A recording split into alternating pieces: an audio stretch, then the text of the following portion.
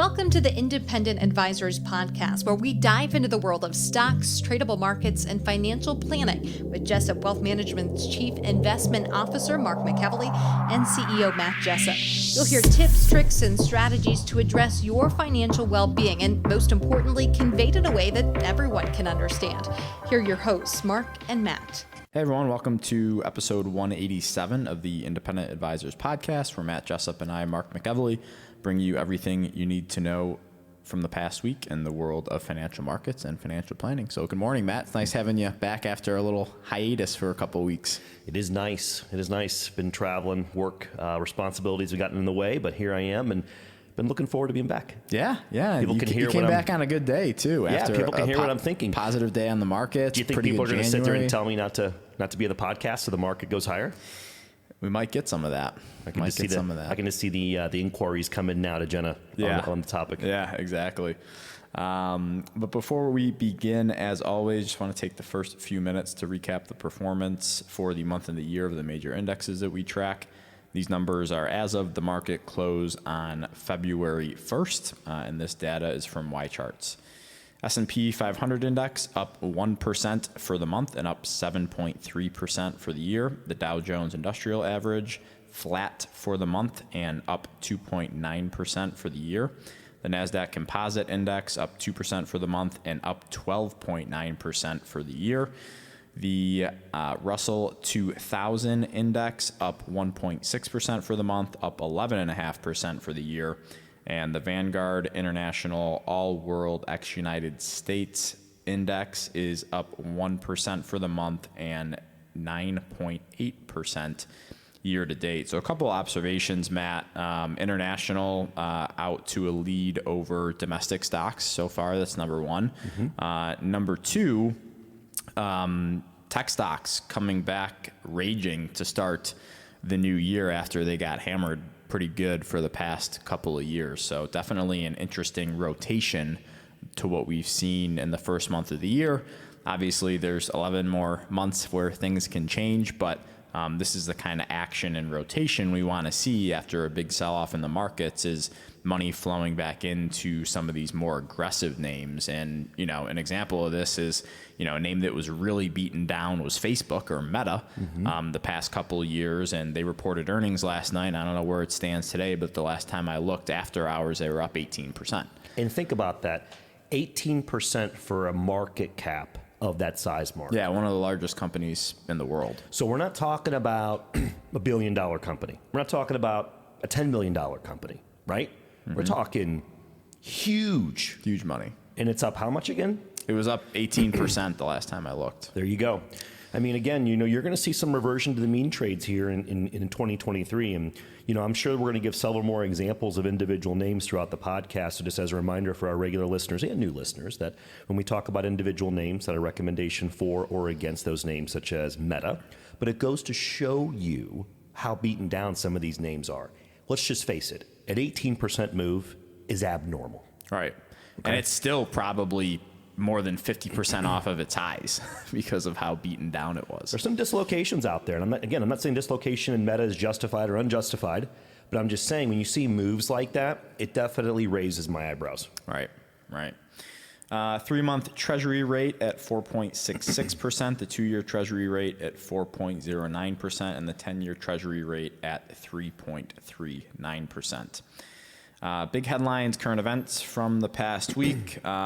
Key inflation gauge, which is PCE, or the Personal Consumption Expenditures Index, cooled further, paving the way for potentially smaller Federal Reserve interest rate hikes later this year. The PCE climbed at its slowest pace since 2021. And overall PCE, that index increased 0.1% in December, which is welcomed. That's very welcome news. And this was talked about yesterday in the press conference with the Fed about how this inflation continues to surprise to the downside. Right. Yeah. And the Fed obviously raised interest rates by 0.25% yesterday on February 1st. The target rate now sits between 4.5% and 4.75%. Again, with many out there thinking that their terminal rate is 5%. So we could be in for another rate hike or two, but after that, things seem like they're going to be cooling off, especially if the inflation numbers continue to come down. And I said this before, I'll say it one more time. I think the second half of the year, the big debate on Wall Street is, let's assume that what we just said is correct and they pause for an extended period of time. The debate on Wall Street the second half of the year will be, when do they start cutting again, if they do? That'll be the big debate the second half of the year. Right, and I think everyone thinks, well, they're gonna start cutting once we go into a recession. But what if we don't? What if we don't? Maybe we just stay here for a little while. Shouldn't be the worst thing, I don't think. I know I had a private conversation with you yesterday about Powell. If he navigates a soft landing, and for plain English for our listeners, a soft landing is a term that's used when the Fed raises interest rates, doing so in a way that avoids a technical recession, right? If he's able to do this and avoid a technical recession, his speaking fees just went to the roof in retirement. Yeah, and I think the thing that people go back to is they look at Paul Volcker or Volcker, whatever his name was, Volcker. That raised interest rates to like 15 or 20%, that just crushed consumer demand, threw us into a recession. Wasn't a fun time for a lot of people, but he thought that needed to happen. So a hard landing would be maybe not that extreme, but something similar where we have a pretty bad recession. Soft landing is, well, maybe he threads the needle of keeping unemployment relatively low, keeping consumer demand relatively stable, and having prices come down, right? Yeah, think about it, Mark. That's what the market was concerned about last fall. The market was concerned that the Fed was going to go too far with all their tough talk, cause a deeper recession, hurt consumer demand, 2/3 of our economy consumer spending led, and all of a sudden, the data's improving, inflation coming in a lot quicker, and it's painting a different picture than people were worried about in the fall. Yeah, shows how quick things can change. That's right. The other big thing before we move on, Matt, I've been pounding this table for a few months now, but some interesting data from Ryan Dietrich at Carson Research. He said a big January after a down year has bulls smiling. And John is going to throw this up in our show notes and on the YouTube video right now, but this chart shows the S&P 500 and its performance in January being greater than 5% or more after a negative year. And I like this. This has only happened a few times, right? So 1954, 61, 67, 75, 2019, and 2023.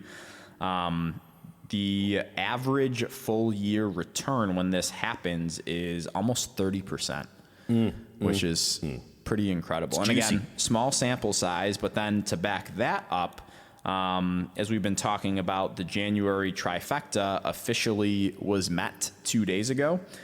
So again, the January trifecta indicator is the Santa Claus rally being positive, which is the last 5 trading days of the previous year, first 2 trading days of this year, the first 5 days of January. We want that to be positive, which it was. And then the January barometer, that the full month of January is positive for the S&P 500. You got all 3. And once all 3 of these indicators are positive, after a negative year, the full year returns, again, a little more than 27%. There's never been a down year. And a larger sample size. Still small, but a larger one. Exactly.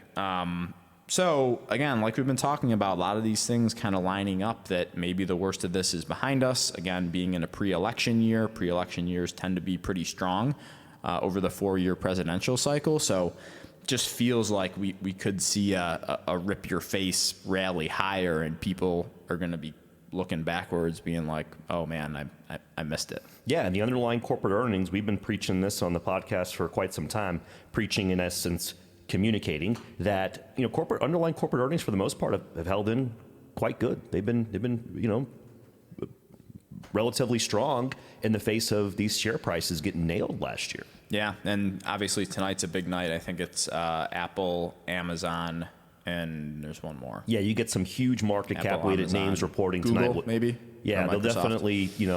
definitely large. With the S&P being market cap weighted, they're definitely going to be influential to the indices. Yeah. And it'll be telling with the American consumer too. That backs Absolutely. up the data we've been talking about. Absolutely. So, first tweet, article, or research I had was a quote from famous economist Robert Shiller. And he said, after a stock market decline, people may perceive more risk than before, when in fact, the decline may have taken some of the risks out of the market. So I thought this was interesting. I talked about this with Nick on Questions with Mark and Nick last week. But just a really simple quote to summarize, I think, how the market works, because, there's always risk in the market. And I gave a presentation last week that we were talking about different types of investable assets. And regardless of what you invest in, there's always going to be risk, right? Market risk, business risk, interest rate risk. Yep, all that stuff. But, after the market falls 20, 30, 40, 50%, in my opinion, a lot of that risk has come out of the market, where I think it's kind of reverse psychology with people that they think, oh my gosh, the market just went down 20%. It's going to go down another 20%. And there's more risk now than there was 6 months ago, where I think it's the opposite. Yeah, I think a general rule of thumb is a lot of investors take on too much risk when times are good, and they tend to take not enough risk in general when times are bad. I think it's a general rule of thumb. You've got those two guiding principles of fear and greed, which are the two motivators when it comes to investing. And I think you hit the nail on the head. Yeah. So I thought that was good from Mr. Schiller. The second thing I had was a blog post from our friend J.C. Perrett on January 20th, titled "Nasdaq Up 3 Weeks in a Row." So he says, what I find interesting about this is that amid all the layoffs in the tech sector, mega cap tech stocks are off to a great start in 2023. And again, these performance numbers are as of January 20th, and they're definitely all a lot higher right now with the market action we've seen over the past week. Mm-hmm. But as of January 20th, NVIDIA up over 20%, Meta or Facebook up over 15%, which is more than doubled now. Amazon up 15%, Google up 11%, PayPal 11%, Tesla 8%, Apple 6%. So I just think this is a perfect example, and I'll have Jenna throw this chart up on the show notes and the YouTube page for people, but a perfect example of people, not making emotional investment decisions based on news headlines, because I think one would expect that, oh my gosh, all these tech companies are laying off all this people. That has to mean that they're in a pretty bad spot and we should sell their stock. And it's just the exact opposite what has happened. Since these layoffs have been announced, I'm not saying they're correlated, but the stock prices have been going gangbusters this year. So correct. I think, and this might be a little extreme, in my opinion, 96, 97% of the stuff in the media is just noise, and that's it. And it shouldn't be taken into account when you're making investment decisions. Yeah, the other thought that comes to mind is I think there's a lot of people on Wall Street that think that for many, many years, a lot of these large cap tech companies have had little constraint when it comes to controlling their expenditures, right? And all of a sudden you see some actual constraint, some corporate responsibility, and they want to make sure that they're being good stewards of shareholders' money. And they are getting rewarded right now in the form of stock performance. Right. Last thing I had was a snippet from a blog post by Adam Grossman from the Humble Dollar titled "Same Old." And this was a really good blog post, so I encourage people to go read the full thing. But this one piqued my interest, Matt. So he says, you may remember George Steinbrenner, the longtime owner of the New York Yankees. As a billionaire, my guess is that he spent considerable time, effort, and money developing strategies to minimize the estate tax that would ultimately apply when he passed away. But something unusual happened when that day finally came. In the year that Steinbrenner died, 2010, a wrinkle in the law resulted in there being no federal estate tax at all. I remember that year. It was just a fluke. The result, though, was that all of the Steinbrenner family's planning was, in a sense, totally unnecessary. Yes. So I just thought that was really interesting. Just for listeners, can you just briefly explain in 30 seconds what the estate tax is? Sure. So with current legislation, when you pass and send money to the next generation, there is an exemption that each of us get in our life. And I'll confirm the exact number when Taylor gets on. It's in the ballpark of a little bit less than $12 million. Okay. So if your estate is greater than that, the government's going to tax you 45 cents on the dollar. They want that money 9 months after the passing of that individual. They don't want farmland. They don't want equity in your private business. They don't want Apple stock. They don't want S&P 500. They want cash, okay? And so we got to plan for liquidity. These families have to plan for that liquidity aspect of that. Now, with the legislation that was being debated at Congress at that time, there was a sunset provision that was in place. And what happened was that 2010 year, the fluke, there was no estate tax for a year, okay? Now, what's going to happen here is there's going to be some sunsetting on the current estate tax, I believe after 2025. Now, I find it very hard to believe there's not going to be some sort of legislation that's going to impact that beforehand. Personal opinion, I'm not basing that on anything else, my personal opinion. And what makes me say that is there's a lot of wealthy people in Congress. They would be subject to the same rules that we are. And so they have a personal motivation to see that there's some changes to this estate tax law. Yeah, absolutely. Fair? Yeah, very. We'll see what Taylor has to say on the topic here in a little bit. Yeah, it'll be interesting. The lesson, he says, it's good to plan, but it's equally important to recognize that things can and usually do change. This applies to all types of financial planning, but especially to estate planning, because the estate tax is a political football, like you just mentioned. All right. It's likely to change multiple times during our lives.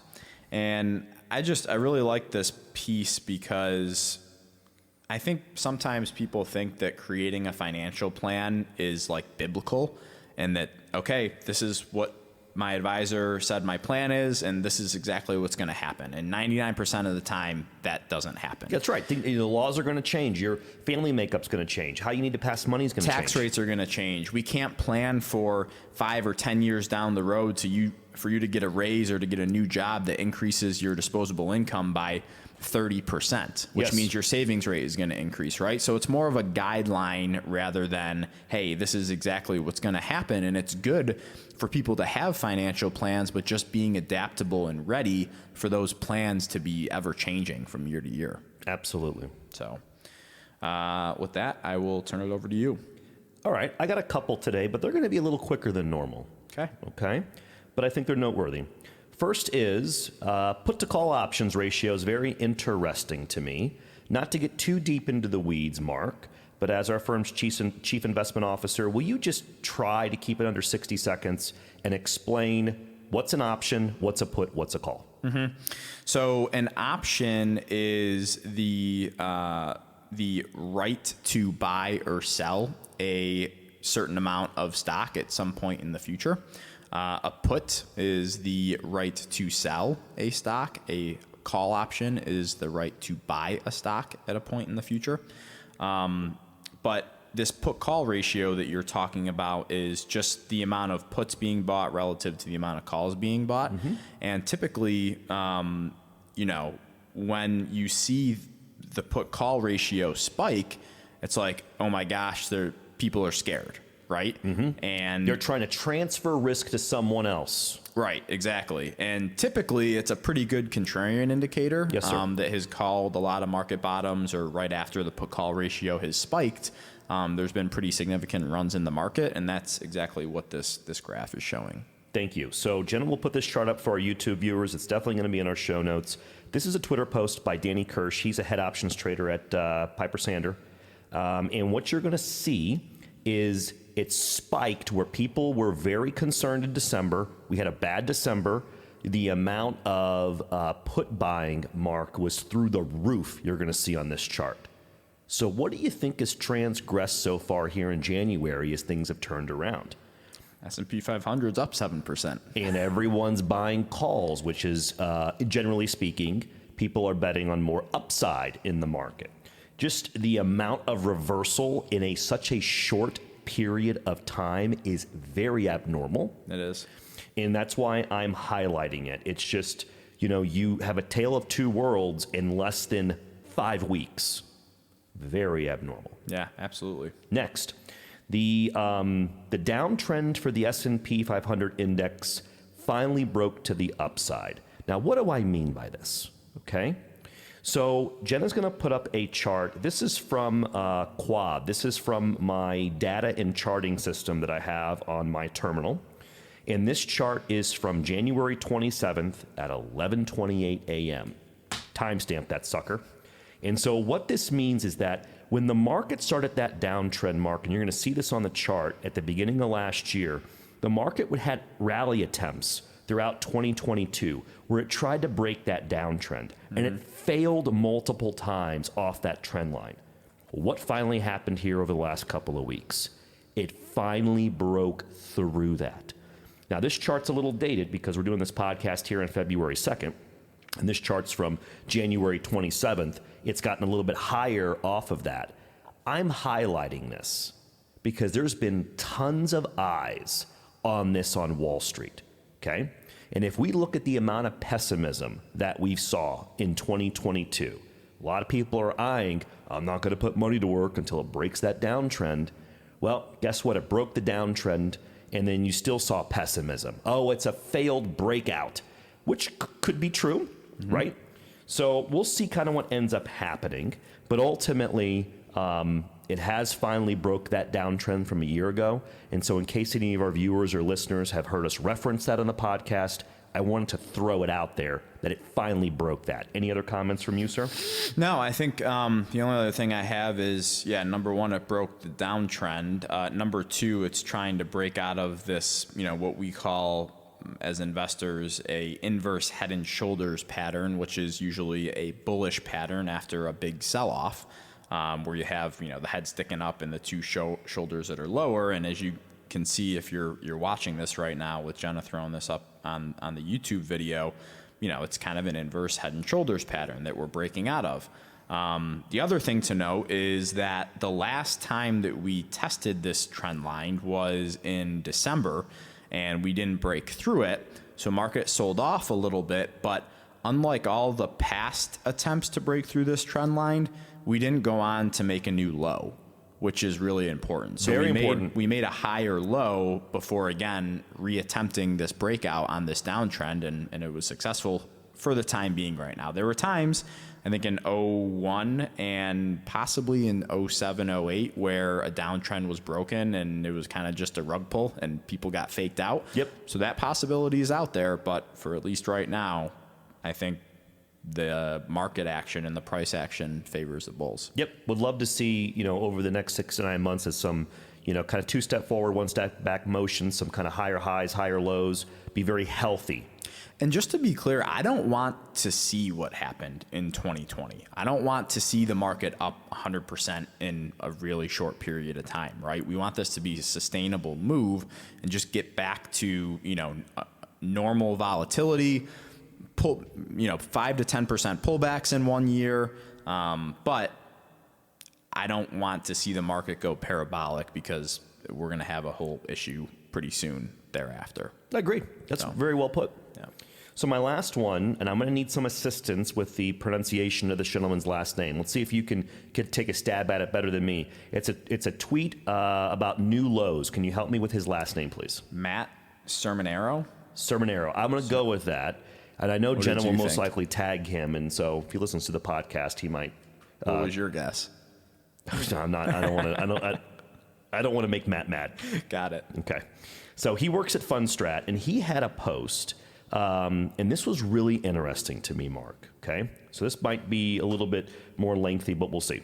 So his post said, and Jenna will put this up for YouTube, and it'll be in our show notes, markets up 14.6 higher, 97% of the time with this signal. Well, what's the signal?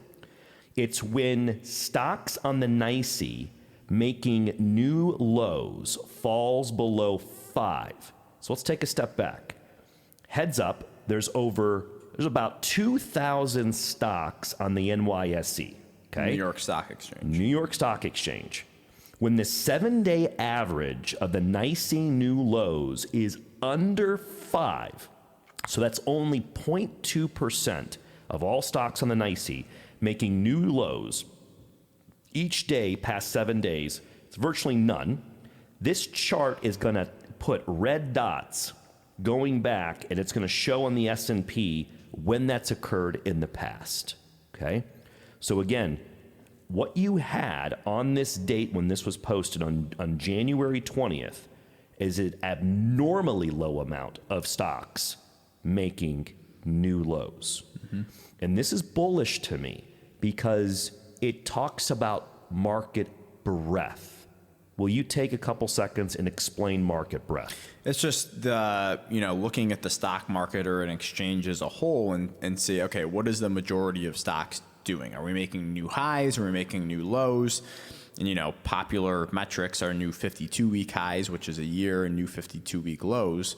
And again, when the amount of new highs are exceeding the amount of new lows, especially at this rate, generally a good indicator that a lot of the stocks are participating in this move, and it's not just a handful that are a large part of the major index like the S&P 500. So it's just kind of a metric of market health, in my opinion, and this is obviously very much welcomed. Yeah, and the chart he has in the S&P here, Mark, goes back to 1970, and again, you kind of peg these red dots. The following, let's say, upwards of 1 to 2 years doesn't look too shabby in a lot of these red dots. So again, you just start adding this anecdotal data of history. When I saw this and the amount of new lows was sub 5 for the NYSE, I definitely got a big old smile on my face. Yeah, that's very positive. Very positive. So that's all I have for this week. Before I invite Taylor onto the podcast, Mark, is there anything you'd like to finalize with our viewers and listeners? No, I don't think so. Market's opening up slightly lower this morning. An update for those Meta fans. It is up 19.59% right now. Can you pull up just the market cap for me real quick? Yes, the market cap is almost 487 billion. That's not normal. No. And it was the same thing we saw with, remember Amazon, when Amazon was down like 20% after hours earlier this summer? It was like, geez, that's also abnormal. Yeah, very abnormal. But no, looking forward to seeing the earnings reports tonight. But all in all, off to a start in 2023 that I think most people should be happy with. Okay. Thank you, Mark. Yeah. So next up on the podcast is our financial planning topic of the week. And handling that section of the podcast this week is Taylor Ledbetter. She's a wealth advisor with our firm, and she's also our paraplanner. She handles a lot of our financial planning calculations. Taylor, welcome. Good to be back. So what do you have in store for us this week?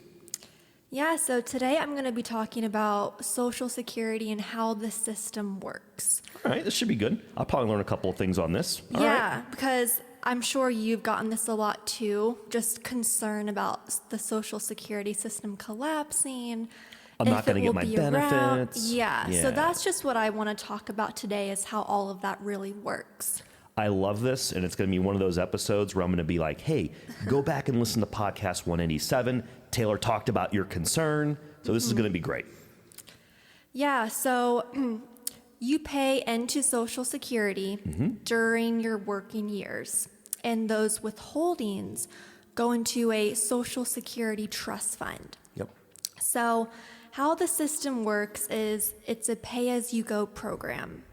So your benefits that are being withheld today are also being paid out for people taking benefits today. Sure.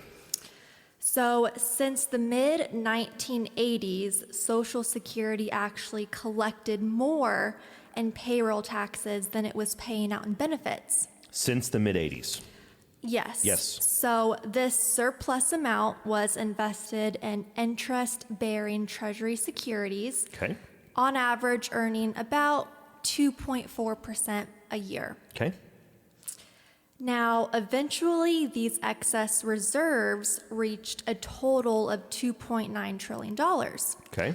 In 2021, Social Security had to start tapping into these excess reserves to pay out the benefits. And this began in 2021. Got it. Correct.